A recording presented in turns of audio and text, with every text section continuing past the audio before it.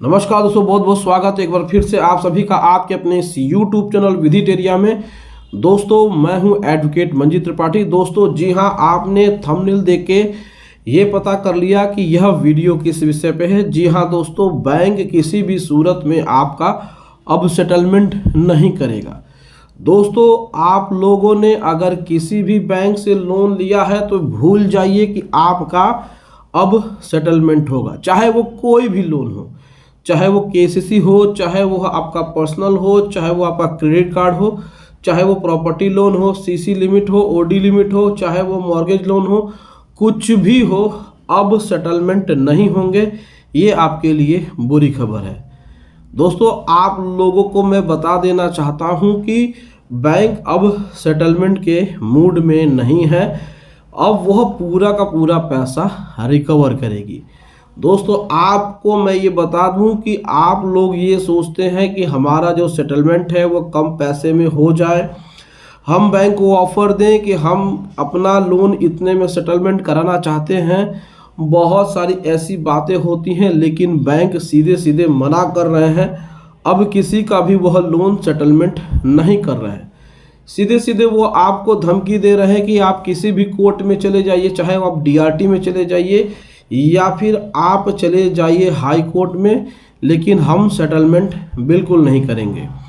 तो ऐसे कंडीशन में अब ग्राहकों का क्या होगा, कैसे ग्राहक अपना सेटलमेंट कराएंगे, क्या चीज़ें हैं, किस तरीके से हैं, ये सारी बातें आज के इस वीडियो में हम आपको बताएंगे।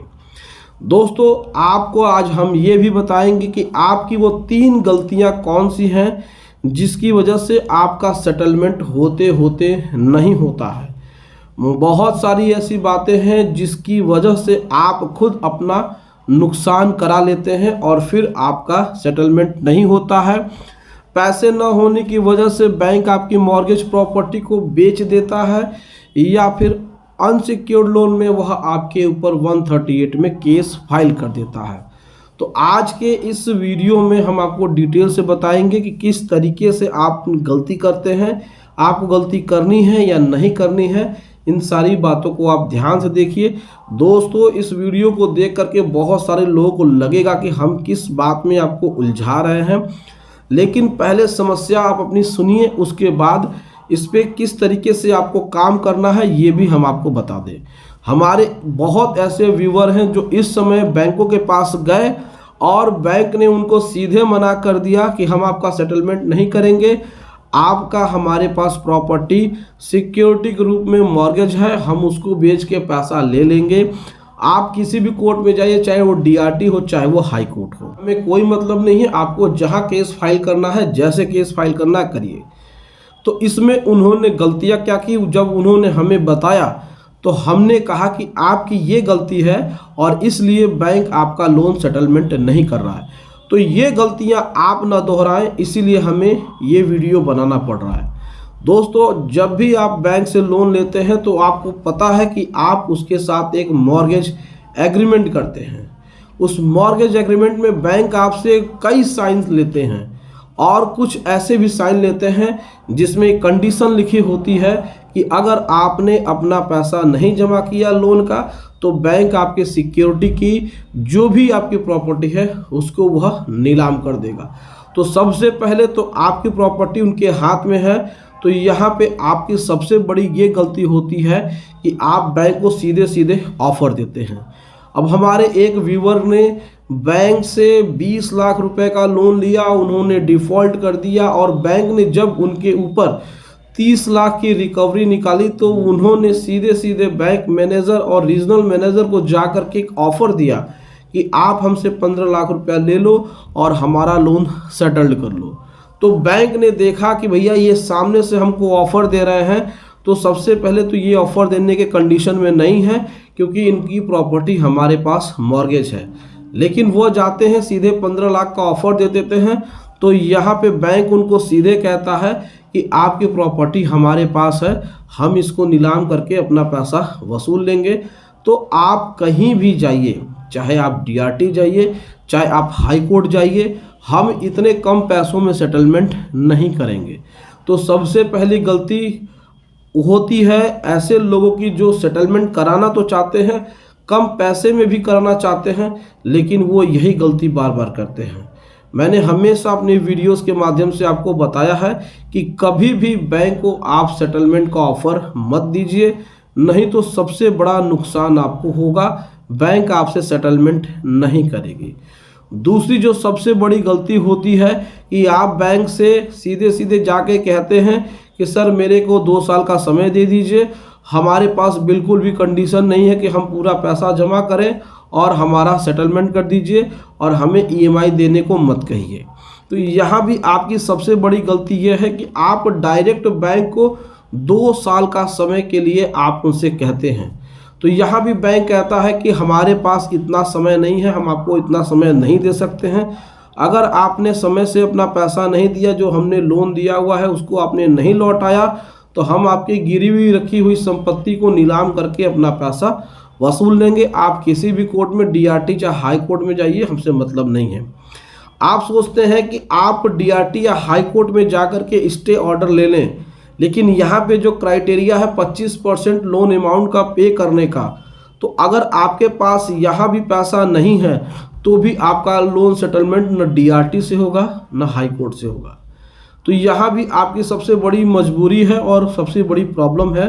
तो इसको भी आपको बैंक से 2 साल का समय या साल भर का समय नहीं मांगना है, क्योंकि हमने अपनी वीडियोस में हमेशा बताया है कि आपको 1 साल का समय बैंक नहीं दे सकता है, क्योंकि लास्ट के ईयर में, यानी कि आने वाले जो लास्ट के 3 महीने हैं, यानी कि जो दिसंबर से लेकर के फरवरी लास्ट वीक तक उनका बैलेंस शीट तैयार होता है, वो पूरे साल का अपना लेखा जोखा तैयार करते हैं। तो इसीलिए कोई भी बैंक किसी भी कंडीशन में आपको 8 महीने 6 महीने से ज़्यादा का समय नहीं दे सकता है। तो इस बात को भी आपको जानना बहुत ज़्यादा ज़रूरी है। इस प्रोसेस को आप नहीं समझेंगे तो आपका लोन सेटलमेंट नहीं होगा और इसी तरीके से आप फंसते चले जाएंगे और यहाँ पे आपको भारी नुकसान होगा। दोस्तों, ऐसी जानकारी आपको प्रैक्टिकली कोई नहीं देता है जिनके पास नॉलेज नहीं है।